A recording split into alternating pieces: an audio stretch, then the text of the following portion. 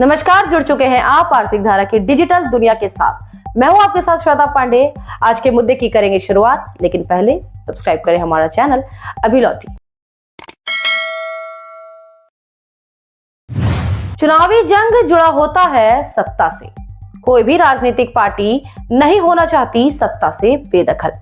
पश्चिम बंगाल में साल 2019 में था भाजपा का बेहतर प्रदर्शन। 42 में से 18 सीटों पर था कब्जा। नारा है इस बार 35 के पार। आसनसोल था भाजपा के पास। उपचुनाव में फिसल गया हाथ से। दखल में लेने की होगी पूरी कवायद। प्रत्याशियों की रेस में सबसे आगे हैं जितेंद्र तिवारी। रहे हैं पूर्व मेयर और पांडेसर से विधायक भी। प्रशासनिक क्षमता, सांगठनिक दक्षता और आक्रामकता के हैं सिंबल। जीत दर्ज करने के लिए इनका ही होना है जरूरी। मौका मिले तो पासा पलटने का है मुद्दा। आसनसोल के लिए अपरिचित नहीं है जितेंद्र तिवारी। आसनसोल साउथ थाना की डामरा कोलियरी के निवासी। पिता थे कोलियरी कर्मचारी। बचपन से शिक्षा तक जुड़े रहे कोयलांचल की ही मिट्टी से। वकालत की डिग्री लेने के बाद आसनसोल महकमा कोर्ट में शुरू की थी प्रैक्टिस। छात्र राजनीति में जुड़े रहे छात्र परिषद से। तृणमूल के गठन के बाद बन गए पार्टी के सिपाही। वामपंथी सरकार के खिलाफ रहे मुखर। वर्ष 2006 में पार्टी से चुनाव लड़ा रानीगंज विधानसभा इलाके से। किला था माकपा का, मिली पराजय। वर्ष 2009 में नगर निगम चुनाव लड़ा। पार्टी ने किया बोर्ड पर कब्जा, बनाए गए चेयरमैन। वर्ष 2015 में बना वृहद नगर निगम। कुल्टी, रानीगंज और जामुड़िया नगरपालिका का विलय हो गया था आसनसोल नगर निगम में। बने मेयर।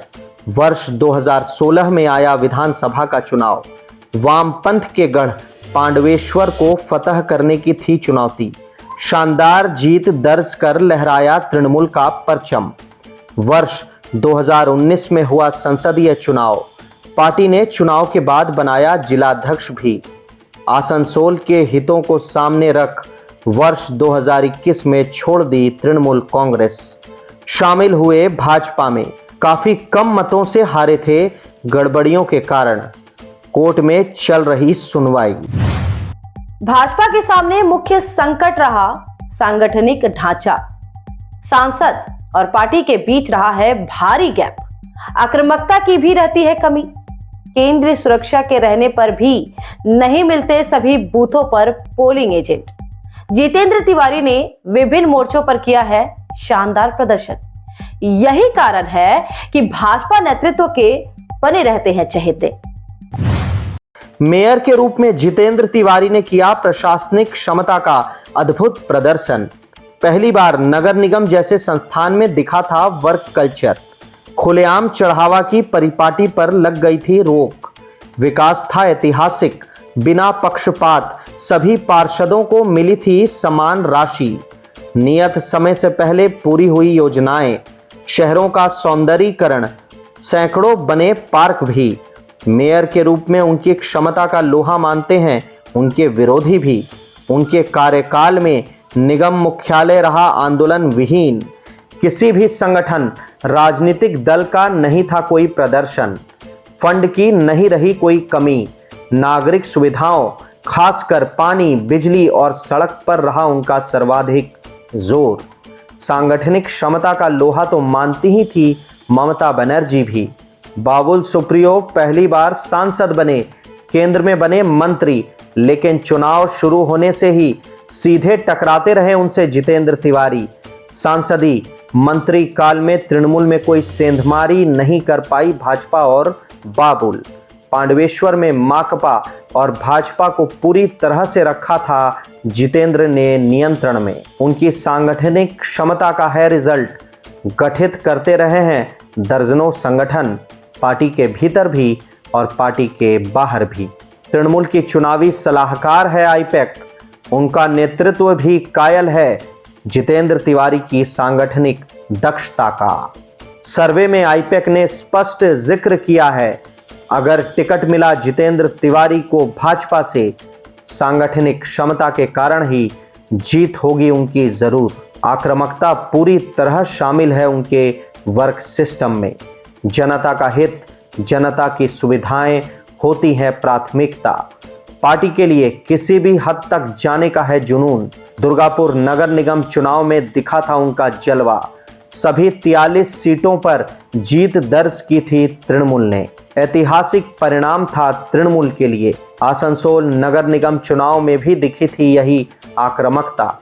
बूथ कब्जा के तमाम प्रयासों को चटा दी थी जितेंद्र तिवारी ने धूल। वार्ड 27 और वार्ड 29 पर दर्ज की थी जीत भाजपा ने। इसी आक्रामकता के बल पर तोड़ा था पांडवेश्वर में तृणमूल का आतंक।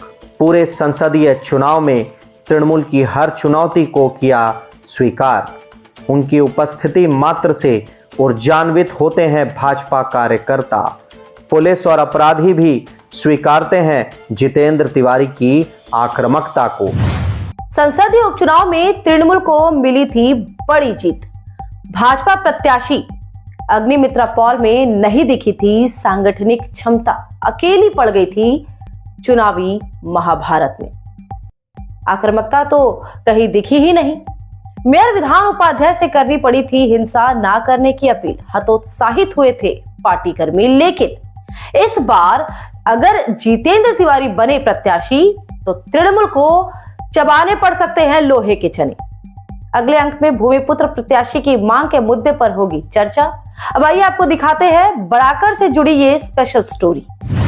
आखिरकार बराकर के व्यवसायियों के दबाव में चारों ओर से बंद बराकर को खोलने की कवायद शुरू की गई है उत्तर की ओर से।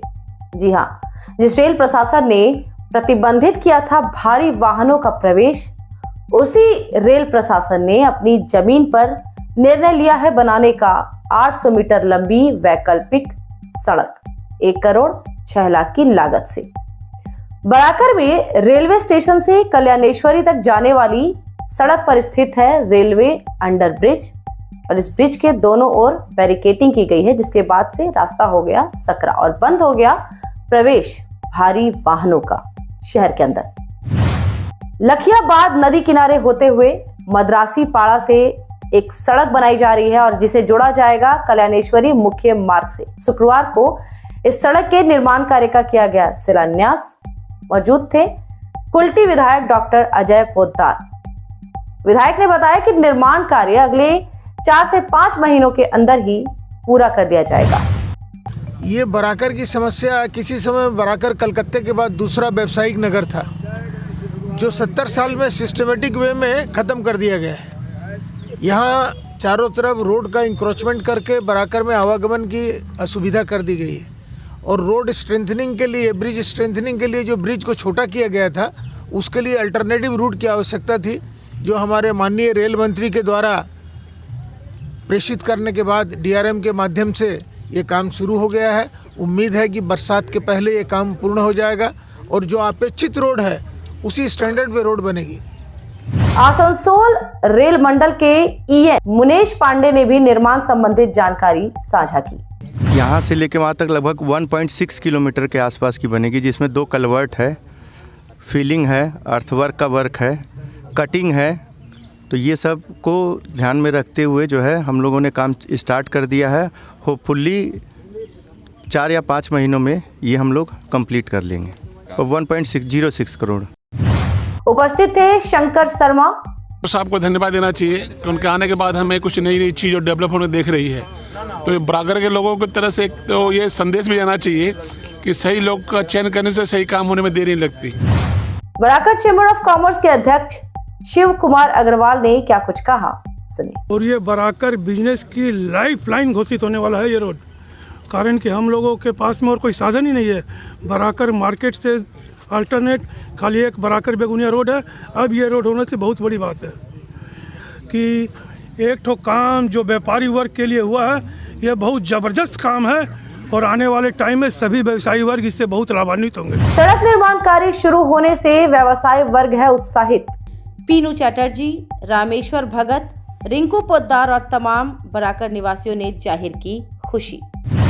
जो विगत 10-15 वर्षों में बराकर का व्यापार ठंडा पड़ा नीचे गया, उसका बहुत बड़ा कारण है आवागम का एकदम चारों तरफ से बंद हो जाना। ये रास्ता शुरू होने से हम आशा करते हैं 12 चक्का 14 चक्का जितनी भी बड़ी गाड़ियां हैं सब आएगी मुकाम से डायरेक्ट गद्दी तक, व्यापार केंद्र तक। तो इससे व्यापार का नया रास्ता, नया गाम खुलेगा। आज एक बहुत खुशी की बात है बराकर के लिए, जो कई वर्षों से यहाँ के लोग लड़ाई कर रहे थे, इसका आवाज़ उठा रहे थे कि बराकर आज ख़त्म होने का कगार पर आ चुका है। और इसका लेकर के आर्थिक धारा ने सबसे पहले आवाज़ उठाई थी। और मैं बता देना चाहूँगा कि बराकर स्टेशन हो करके एक सड़क जाती है जो सीधे हाईवे को जोड़ती है, मगर यहाँ रेलवे द्वारा ब्रिज बना देने के कारण में अंदर से बड़ी गाड़ियाँ जाना बंद हो गया था, जिससे लेकर के यहाँ के लोगों को काफ़ी कठिनाइयों का सामना करना पड़ रहा था। और यहाँ के व्यवसाय पूरी तरह ठप होने का कगार पर आ चुका था। मैं बता देना चाहूँगा आपको कि बहुत जल्द ही आप देखेंगे बराकर लखियाबाद से होकर के नदी किनारे होकर के 1.2 सवा किलोमीटर करीब सड़क निर्माण किया जा रहा है, जो आपको हाईवे में सीधा जोड़ेगी। जो लोग को बराकर आने के लिए, जो बड़े बड़े वाहन ट्रक को बराकर आने के लिए डिबूडी बॉर्डर होकर के नियामतपुर होकर के बराकर आना पड़ता था, उनको हज़ारों खर्च बढ़ जाता था। और वो लागत बढ़ने के कारण यहाँ के व्यवसायी इस माल को ऊंची दामों में बेचते थे, जिसके कारण यहाँ का व्यवसाय मंदा हो जा रहा था। मगर वह जल्द ही सपना साकार होने जा रहा है और यहाँ के व्यवसायी इसका लेकर के काफ़ी खुशी है। और मात्र 5 महीने में यहाँ का, जैसे हम ने यहाँ से ठेकेदार यहाँ के विधायक जी से बात की तो उन्होंने बताया कि मात्र 5 महीने में सड़क बनकर कार्य पूरा हो जाएगा और यहाँ के लोगों को ये सड़क नई रूट मिलेगी और जिससे बराकर का व्यवसाय और सुधर जाएगा। मैं संजीव यादव, आर्थिक धारा। मुद्दे में इतना ही। अब आइए आपको दिखाते हैं आज के दिन भर की छोटी बड़ी खबरों को फटाफट। आसनसोल दुर्गापुर विकास प्राधिकरण की हुई बोर्ड मीटिंग। चेयरमैन तापस बनर्जी, मेयर विधान उपाध्याय, दुर्गापुर नगर निगम के प्रशासनिक बोर्ड की चेयरपर्सन आनंदिता मुखर्जी, दोनों वाइस चेयरमैन, सेल आईएसपी और ईसीएल के प्रतिनिधि थे शामिल। जमीन आवंटन, भूमिगत आग, भूधसान से पीड़ितों के पुनर्वास जैसे मुद्दों पर हुई चर्चा। आवंटित जमीन की उपयोगिता की जांच पर भी बनी सहमति। ग्रामीण भारत बंद के समर्थन में ईसीएल सोदपुर क्षेत्रीय कार्यालय के सामने हुआ प्रदर्शन। इसमें शामिल थे ईसीएल अनुबंध श्रमिक अधिकार संघ, all West Bengal sales representatives union, ECL colliery workers union, NTUI, SWCC, AICCTU, IFTUND, Asansol नागरिक अधिकार संघ, गण अधिकार मंच दुर्गापुर। केंद्र और राज्य सरकारों की मजदूर किसान विरोधी नीतियों का जताया विरोध। किसानों की भारत बंदी के समर्थन में की गई ईसीएल में हड़ताल। सोदपुर एरिया में हड़ताल रही असरदार। जॉइंट एक्शन कमेटी से जुड़ी 6 ट्रेड यूनियनें हुई शामिल। कोल इंडिया के निजीकरण का किया विरोध। कंपनी की खदानों को निजी कंपनियों को सौंपने की साजिश।